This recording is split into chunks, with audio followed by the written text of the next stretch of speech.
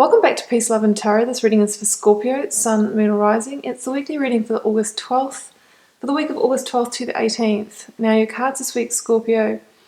Energies leaving, completing, or transitioning. You have the Knight of Swords. Focus energies this week. You have the Queen of Swords clarified with the Ace of Crystals. You have the Two of Wands coming in towards the end of the week. Now, Scorpio, I asked for a vision for you, and instead I got words that really link to your Scorpion nature. Now, the words were hard shell, soft insides, hard shell, soft insides. And also what was linked to that was let down your guard, let go of your barrier. Have some of you been hiding in your hard shell lately, and not sort of, tuning in or to your own emotions or showing others your emotions? Have you really been relying on your hard shell? Because I know you are deeply, watery, emotional beings, and there's so much of that in there. Have you been keeping it too contained within your hard shell? That's the question. Now, recent past. Knight of Swords and the Four of Swords. So, the reason why you might have been hiding within your Scorpion shell is because, there has been some past hurts here. This Four of Swords also kind of links into the Three of Swords, heartache, energy, the pain and the hurt, the deep scars, that sort of thing. I feel like some of you in the recent past have been through a situation that has hurt you deeply, and you've been in a period of, retreating in your shell, of reclusing to recover and restore from that. That's what I'm really feeling there, and that maybe that's why you really needed to kind of put that wall up, thicken your shell, and not sort of be so in tune with your very watery emotional self. But you can see this person here, they're not really sort of going to be resting for too long, because they've got their fourth sword, their sword of battle, just under them. And they're just waiting until they pick up the strength to be able to pick that up and be good to go. And I definitely see that unfolding for you this week, because I feel like you're just about to launch out of this phase of retreat. You're coming out of that shell this week with great gusto and force, actually. You're about to pick up that sword, or maybe you already have, because this is recent past, and get back on the horse and charge and deal with the things that you need to deal with now, especially if you've been sort of retreating for a period of time. So I feel like that's what's happening. I guess the reminder with the Knight of Swords is like, you might have had this period where you've taken that time out to rest, recover, recuperate, regenerate. And there might have been things that you haven't given your attention to while you've been in that state.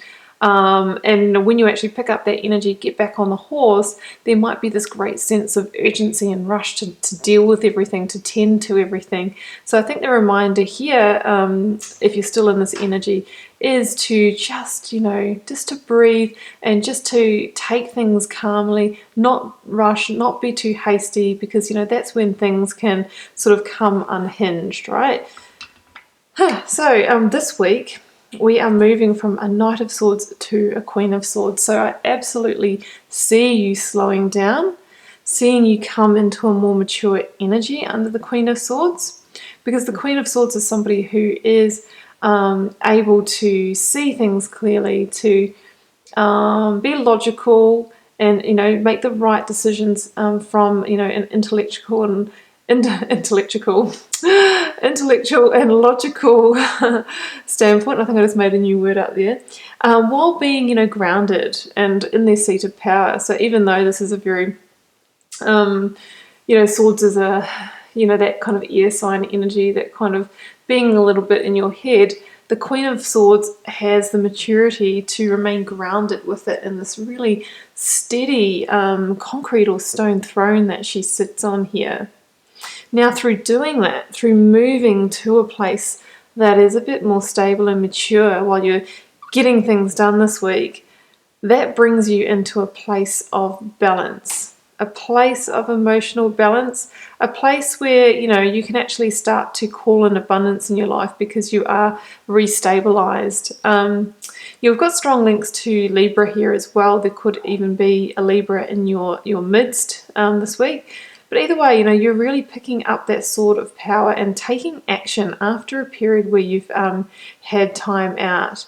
So, you are coming back into balance. So I think for you, especially, with this hard shell, soft inside metaphor that we've got going, this is where you actually start to be able to tap back into your emotional energy, and with that will come more access to your intuition as well. So I think you'll be able to make both clear and logical intellectual decisions for your life this week, but also from a place of intuition.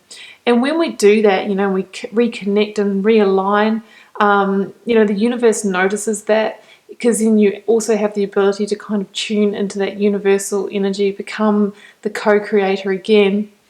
That's when the opportunities start coming in. We have the Ace of Crystals here, which is equivalent to the Ace of Pentacles in the Rider deck. So this week, through this rebalancing that's coming in for you, reconnecting with your emotions, that sort of thing, there could be an opportunity that is able to come in from that reconnection, that realigning, and that space that you've made for it. So the Ace of Crystals is something that's physical and tangible. It's a worldly offer. Can be an offer of work, can be an offer of extra hours if that's what you need to, rebalance your financial position. What else could it be? It could even be, if you've needed to move houses and you've sort of had a bit of a stalemate on that, the perfect home could come up for you. It's those kind of things. Either way, I feel like what this opportunity is going to bring to you is greater balance to your life. It's going to even the score in some way, so that you can really not just be one or the other, not just be rich or poor, not just be inside your shell or inside your emotions, but to be integrated. Yeah, that's what's going to happen, some kind of integration. Now, towards the end of the week, we have the Two of Wands that came out with the Nine of Swords. Yeah. So here we see a little bit of anxiety about your future direction. So, you could have, whatever this situation was that you had to take time out of to restore, it could have had an impact on your future. Maybe you thought it was one way and now it's turned out to be another, especially if it was, letting go of a relationship or a career or a job or that sort of thing. We've seen you go through a rebalancing process. We've seen you, start to pull down those walls to, tune into your soft center, as well as keeping the hard shell at times where you need to. But now we see you really contemplating your next move and wondering, what is that?